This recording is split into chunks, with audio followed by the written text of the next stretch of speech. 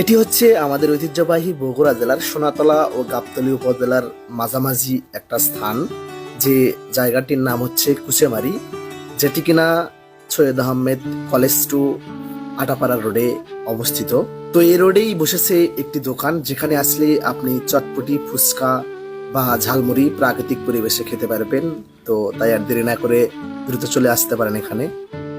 এটি হচ্ছে আমাদের ঐতিহ্যবাহী বগুড়া জেলার সোনাতলা ও গাবতলী উপজেলার মাঝামাঝি একটা স্থান, যে জায়গাটির নাম হচ্ছে কুচেমারি, যেটি কিনা সৈয়দ আহমেদ কলেজ টু আটাপাড়া রোডে অবস্থিত।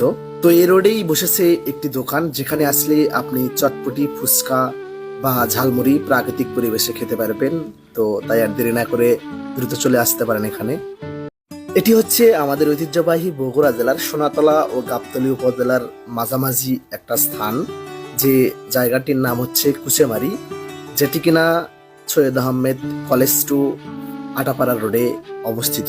তো এই রোডেই বসেছে একটি দোকান, যেখানে আসলে আপনি চটপটি, ফুচকা বা ঝালমুড়ি প্রাকৃতিক পরিবেশে খেতে পারবেন। তো তাই আর দেরি না করে দ্রুত চলে আসতে পারেন এখানে।